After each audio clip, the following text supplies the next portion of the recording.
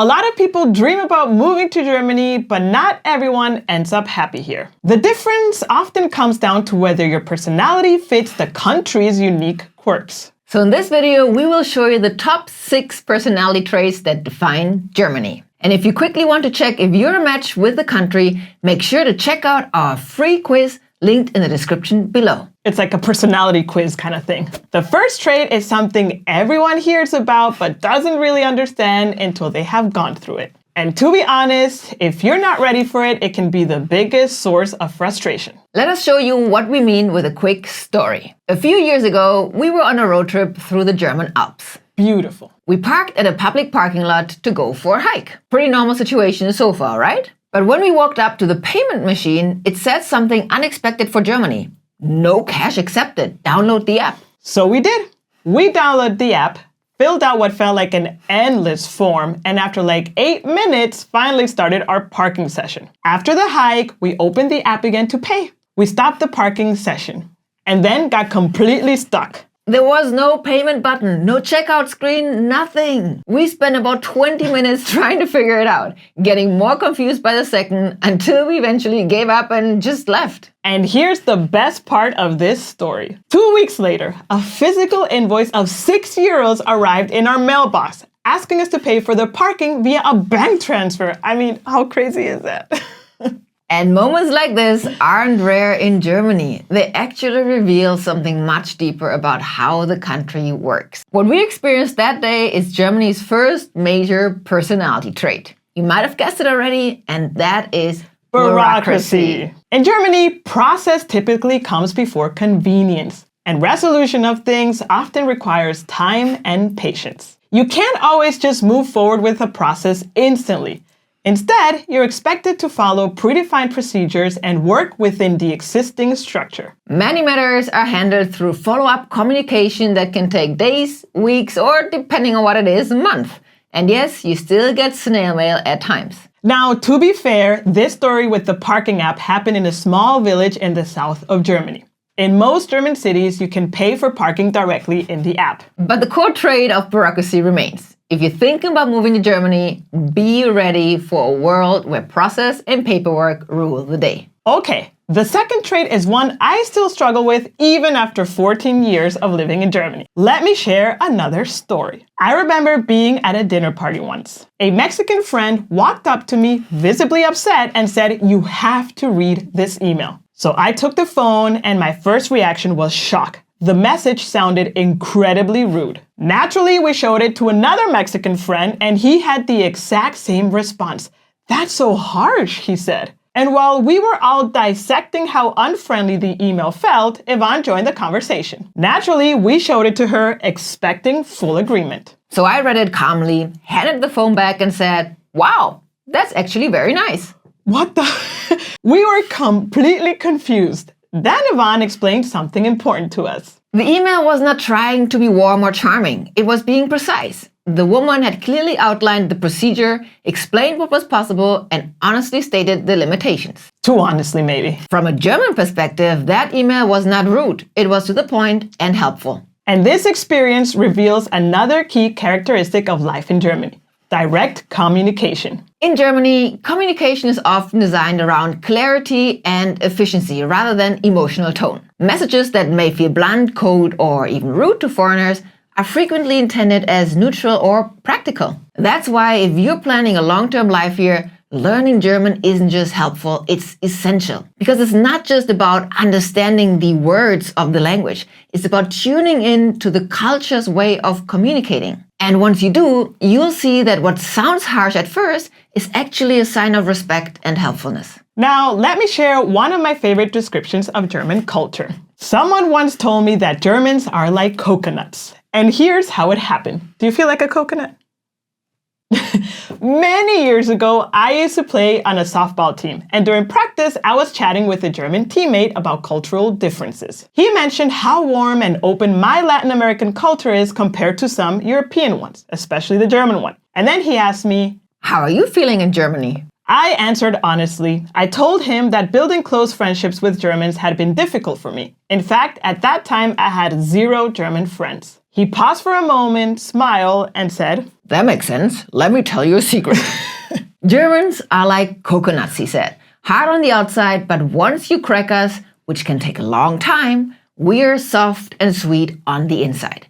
And once you truly become friends with a German, that friendship is often very loyal and long-lasting. That comparison stayed with me. And after living here for 14 years, I completely understand what he meant. Today, I have many close German friends. It took time, patience, and shared experiences to build those relationships.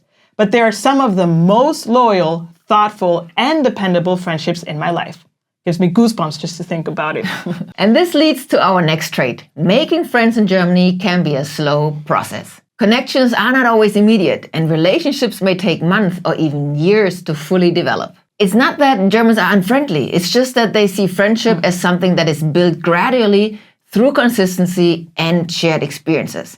Especially the trust factor is key here. So if you're moving to Germany, be patient, show up, join activities, and give relationships time to grow. It might feel difficult at times to crack that coconut, but the reward is worth it. And if you want a quick way to assess how you align with German culture and where you might be caught off guard, take the free quiz we've prepared for you. Link is in the description. Now for our next character trait, picture this kid's toy on this screen. There is a circular hole and a square block. You have two people in the room, a German and a Latin American person. Let's say they're from Guatemala, which is actually where I come from.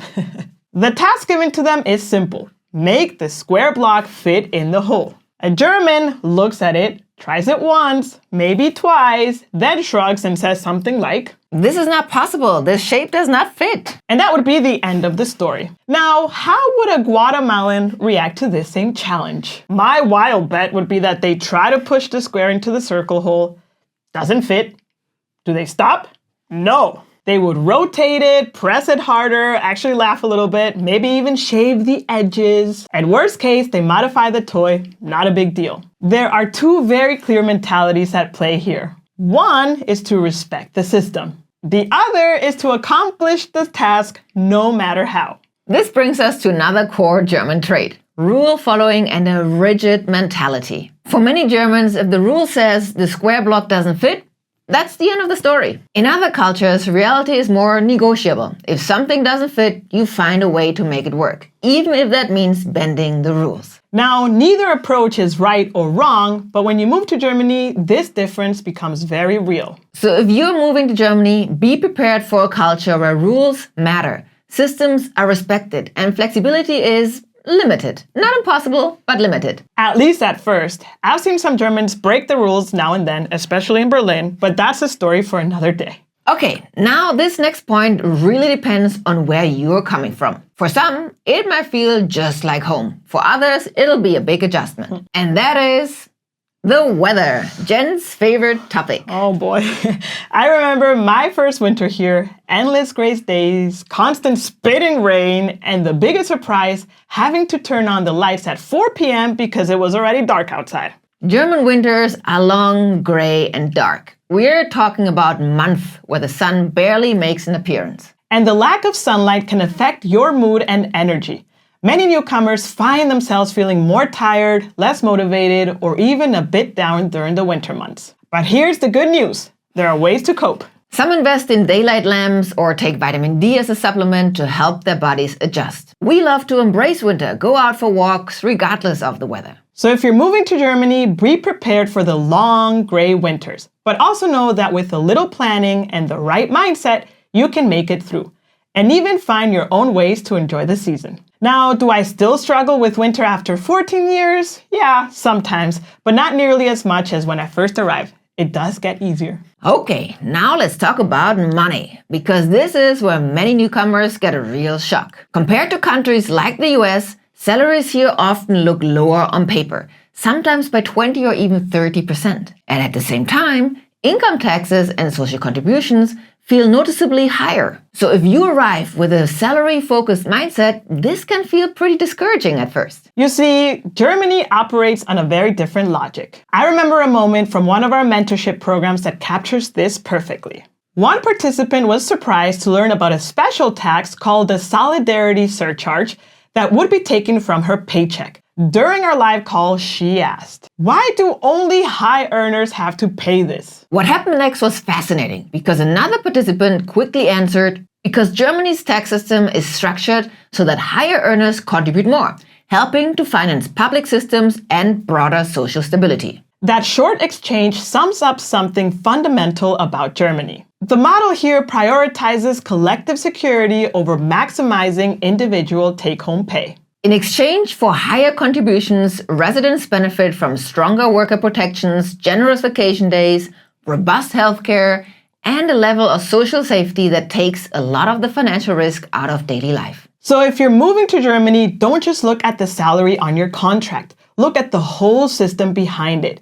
Here, you're not just earning a paycheck. And in the end, it's up to you to decide which kind of life you want to live and which trade-offs matter most to you. Again, to see where you match with Germany, make sure to take our free quiz. It's 11 questions and takes 3 minutes. The link is in the description. Now you have a much clearer picture of what Germany is really like. We've introduced you to its quirks and charms. I moved to Germany in 2012, and honestly, I'm so happy with my life here. I truly love this country, even with its sometimes grumpy, rule-abiding, and quirky personality. If you're excited about making Germany your new home, then you're ready for the next step, which is planning your move. But where do you even start? And how do you make sure you're taking the right steps in the right order? That's exactly what we answer in this video here on the left, where we show you the step-by-step process to move to Germany with a job.